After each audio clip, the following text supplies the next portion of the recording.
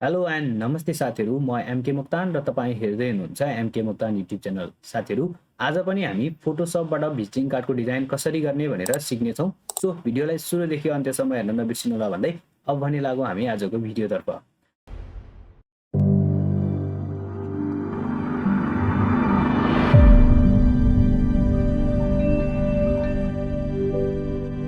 सबैभन्दा पहिले तपाईँ आफ्नो फोटोसप खोल्नुहोला। जस्तै मैले यहाँनिर मेरो फोटोसप खोलिसकेको छु। फोटोसप खोलिसकेपछि तपाईँ यहाँनिर क्रिएट न्यूमा क्लिक गर्नुहोला। क्रिएट न्यूमा क्लिक गरेपछि तपाईँ यहाँनिर साइज बक्समा आउनुहोला। साइजमा यहाँनिर इन्चबाट तपाईँले मिलिमिटर चुज गर्नुहोला र विड्थमा तपाईँले 88 राख्नुहोला र हाइटमा तपाईँले 55 mm राख्नुहोला। त्यसपछि रेजोल्युसन तपाईँले 300 राख्नुहोला र कलर मोडलाई तपाईँले CMYK कलर राख्नुहोला, किनभने यो चाहिँ हामी प्रेसमा प्रिन्ट गर्न पठाउनु पर्ने हुनाले CMYK कलर चुज गर्नुपर्ने हुन्छ। सो यति गरेपछि तपाईँ यहाँनिर क्रिएटमा क्लिक गर्नुहोला। क्रिएटमा क्लिक गरेपछि तपाईँ यहाँ देख्न सक्नुहुन्छ यहाँनिर हाम्रो 88 mm बाई 55 mm को एउटा साइज क्रिएट भइसकेको छ। अब यहाँनिर हामी एउटा बोर्डर एड गर्छौँ। त्यसको लागि फेरि हामी यहाँनिर कन्ट्रोल एन्ड लेन अर्को न्यू लेयर क्रिएट गर्छौँ अथवा न्यू डकुमेन्ट क्रिएट गर्छौँ र यसमा तपाईँको विड्थमा तपाईँले यहाँनिर 82 राख्नुहोला र हाइटमा तपाईँले 49 राख्नुहोला। त्यसपछि तपाईँले रेजोल्युसनलाई 300 को 300 राख्नुहोला र कलर मोडलाई पनि जस्ताको तस्तै राखेर यहाँनिर क्रिएटमा क्लिक गर्नुहोला। यति गरिसके पछाडि अब यसमा तपाईँले कन्ट्रोल र डिलिट प्रेस गरेर यहाँनिर यो कलर एउटा कलर जुनसुकै कलर भयो भने तपाईँले त्यो चुज गर्नुहोला र कलर चुज गरेपछि तपाईँले यहाँनिर किबोर्डमा कन्ट्रोल र एले सिलेक्ट अल गरेर कन्ट्रोल र सीले कपी गर्नुहोला। यति गरेपछि तपाईँ फेरि हाम्रो अगाडिको डकुमेन्टमा आउनुहोला, जुन हामीले अगाडि क्रिएट गरेको डकुमेन्ट। त्यसमा आएपछि तपाईँले यहाँनिर कन्ट्रोल भीले पेस्ट गरिदिनु होला। यसरी पेस्ट गरेपछि तपाईँले यहाँ देख्न सक्नुहुन्छ यहाँनिर हाम्रो 82 बाई 49 mm को जुन हामीले बक्स क्रिएट गरेको थियौँ अथवा साइज क्रिएट गरेको थियौँ त्यो यहाँ आइसकेको छ। यति गरेपछि तपाईँले किबोर्डमा आफ्नो किबोर्डमा कन्ट्रोल र आर प्रेस गर्नुहोला। कन्ट्रोल र आर प्रेस गरेपछि तपाईँले यहाँ माथि देख्न सक्नुहुन्छ यहाँनिर हाम्रो रुलर आएको छ। अब यो रुलरलाई तपाईँले यसरी एडजस्ट गरिदिनु होला।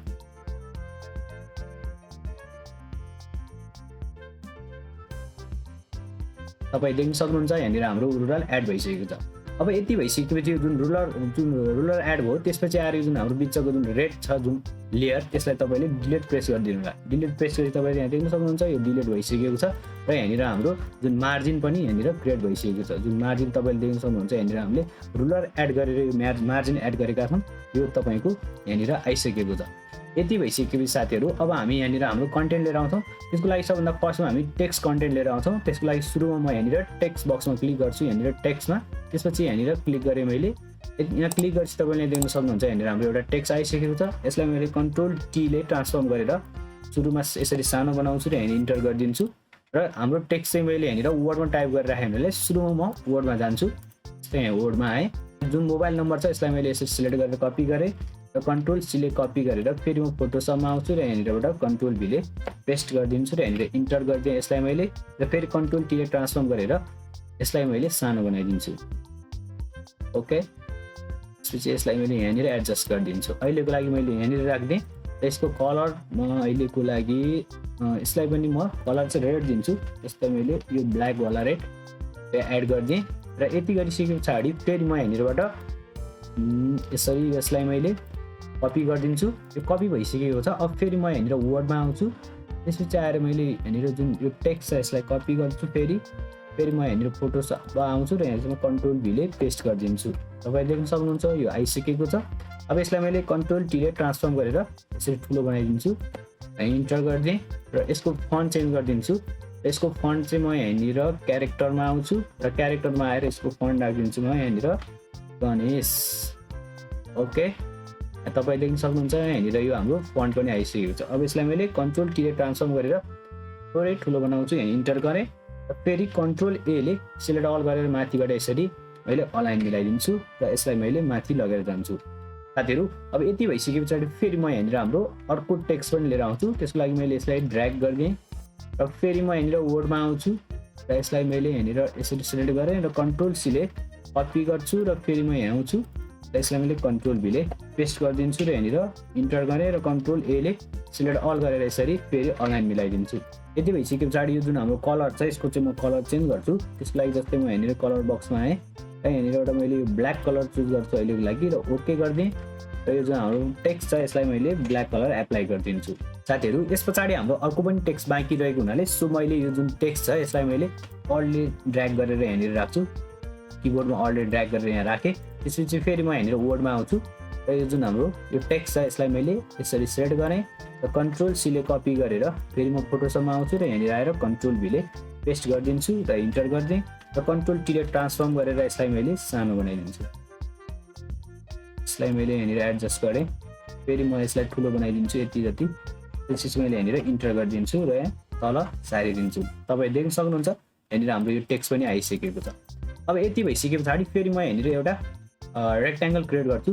त्यसको लागि सुरुमा म एउटा रेक्ट्याङ्गल क्रिएट गर्छु। जस्तै म यसमा क्लिक गरेँ र मैले यो बक्स यति जतिको एउटा रेक्ट्याङ्गल क्रिएट गरिदिन्छु र यसलाई मैले कन्ट्रोल एले सिलेक्ट अल गरेर यसरी सेन्ट्रलाइज गरिदिन्छु र फेरि यसरी मैले कपी गर्छु यसरी र यसलाई मैले कन्ट्रोल एले सिलेक्ट अल गरेर यता साइडमा यहाँनिर राखिदिन्छु र कन्ट्रोल जीले डिसिलेक्ट गरिदिन्छु।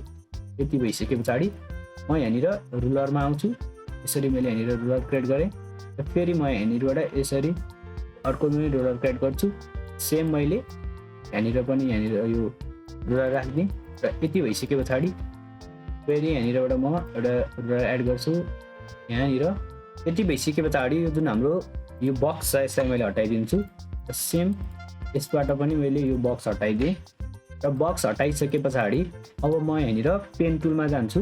जस्तै म यहाँ पेन टुलमा गएँ र पेन टुलमा यहाँनिर तपाईँको पाथ, पिक्सल र सेप रहेको छ। त्यसमध्ये मैले यहाँ सेप क्लिक गर्छु र यहाँनिर मैले क्लिक गर्छु र सेम यसरी नै मैले यहाँनिर क्लिक गरेँ र यसपछि आएर यो कर्नरमा मैले यहाँ क्लिक गरिदिन्छु र त्यसपछि आएर यहाँनिर यो सिधा यहाँ क्लिक गरेँ र फेरि यो कर्नरमा क्लिक गरिदिन्छु र यहाँनिर क्लिक गरिदिएँ र त्यसपछि आएर मैले यसरी एउटा यहाँनिर सेप डिजाइन गर्छु।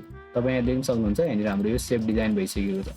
अब यो जुन सेप छ यसको कलर चाहिँ म यहाँनिरबाट यो कलर एप्लाई गरिदिन्छु र यसलाई मैले तल राखिदिएँ र त्यसपछि आएर यहाँनिरबाट मैले व्हाइट कलर लिन्छु र यसमा मैले यो टेक्स्टमा यो हाम्रो व्हाइट कलर एप्लाई गरिदिन्छु र यस पछाडि म यो जुन हाम्रो पछि एड गरेको रुलर छ यसलाई यसरी हटाइदिन्छु। साथै तपाईँ देख्न सक्नुहुन्छ यहाँनिर हाम्रो यो रुलर पनि हटिसकेको छ।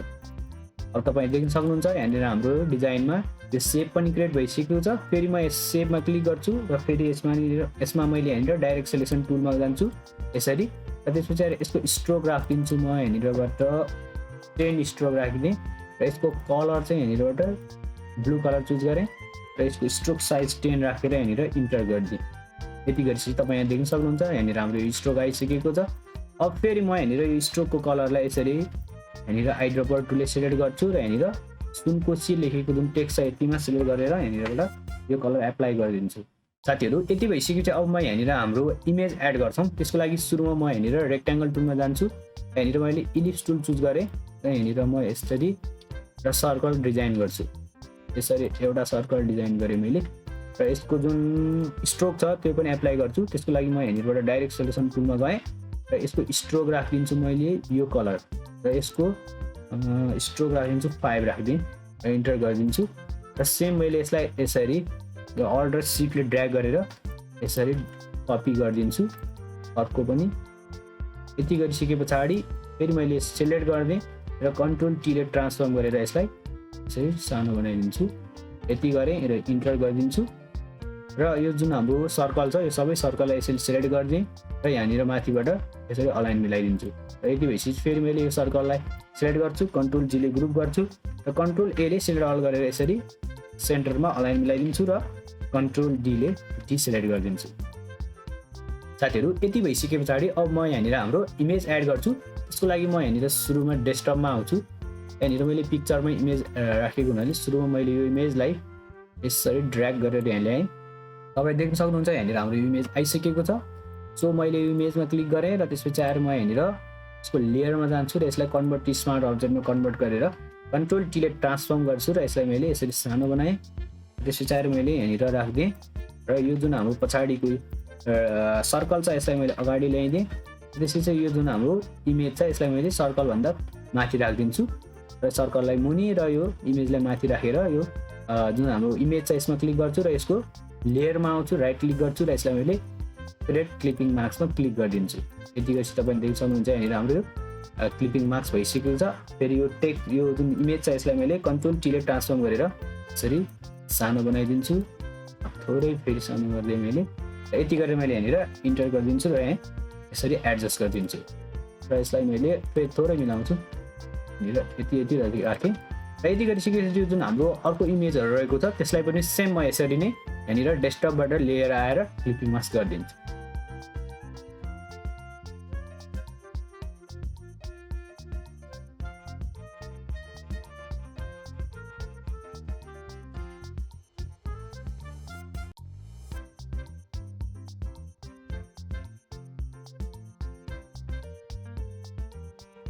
साथीहरू यति भइसके पछाडि यो जुन हाम्रो तलको जुन यो रेक्ट्याङ्गल छ यसको स्ट्रोक चाहिँ म चेन्ज गरिदिन्छु त्यसलाई मैले यहाँ क्लिक गरेँ र यहाँनिरबाट डाइरेक्ट सेलेक्सन टुलले यहाँनिर क्लिक गरिदिन्छु त्यसरी स्ट्रोकमा आउँछु र यसको कलर चाहिँ मैले यहाँनिरबाट येल्लो चुज गरिदिन्छु इन्टर गरिदिएँ तपाईँ यहाँ देख्न सक्नुहुन्छ यहाँनिर हाम्रो येल्लो कलर इन्टर भइसकेको छ अथवा यहाँनिर एप्लाई भइसकेको छ फेरि यो येल्लो कलरलाई मैले आइड्रपर टुलले यहाँ सेलेक्ट गर्छु र त्यसपछि आएर यहाँनिर यो जुन होम डेलिभरी लेखेको छ यति टेक्स्टलाई सेलेक्ट गरिदिन्छु र यहाँनिरबाट म यो येल्लो कलर एप्लाई गरिदिन्छु तपाईँ देख्न सक्नुहुन्छ यहाँनिर हाम्रो यो एप्लाई भइसकेको छ तपाईँले आफ्नो हिसाबले तपाईँले कुन कलर मनपर्छ त्यो अनुसारको कलर तपाईँले एप्लाई गर्न सक्नुहुन्छ यहाँनिर चाहिँ मैले अहिले येल्लो कलर एप्लाई गरिदिएँ साथीहरू यति भइसके पछाडि यहाँनिर अब म माथि यो जुन हाम्रो यो टेक्स्ट छ यसमा आउँछु जुन हाम्रो सुनको सिमिट सब लेखेको टेक्स्ट छ यसमा क्लिक गर्छु यसमा क्लिक गरेपछि फेरि म यहाँनिर यसको लेयरमा आउँछु त्यसरी म यहाँनिर ब्लेन्डिङ अप्सनमा आएँ यसमा मैले ड्रप स्याडो एड गरिदिन्छु ड्रप स्याडोको यसको ओपासिटी मैले 100 राखिदिएँ